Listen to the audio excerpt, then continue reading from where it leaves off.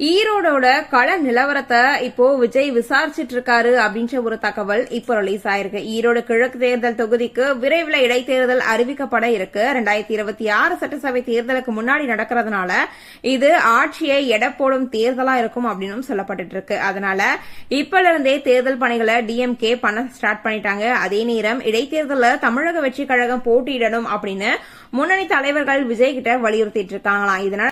இதனால தொகுதியோட செல்வாக்கு பத்தி அறியறதுக்காக அவசரமா சர்வே எடுக்கிறதுக்கு அவரு உத்தரவிட்டிருக்காங்க. ரீசெண்டா அரசியல் கட்சியை ஸ்டார்ட் பண்ண விஜய் அடுத்தடுத்து என்னென்ன நடக்கணுமோ அது எல்லாத்தையுமே செஞ்சுட்டு இருக்காரு அப்படின்னே சொல்லலாம். மாநாட்டை ரொம்பவே சிறப்பா நடத்தி முடிச்ச அவரு அதுக்கப்புறமா அரசியல்ல அடுத்தடுத்து என்னென்ன பணிகள் நடக்கணும் அப்படின்றத குறிப்பிட்டு பார்த்து நடத்திட்டு இருக்காரு அப்படின்னு தான் சொல்லணும். அந்த ஒரு வகையில தான் இப்போ ரீசெண்டா அம்பேத்கர் புத்தக வெளியீட்டு விழாவில் கூட இவர் கலந்துகிட்டாரு அப்படின்னே சொல்லலாம்.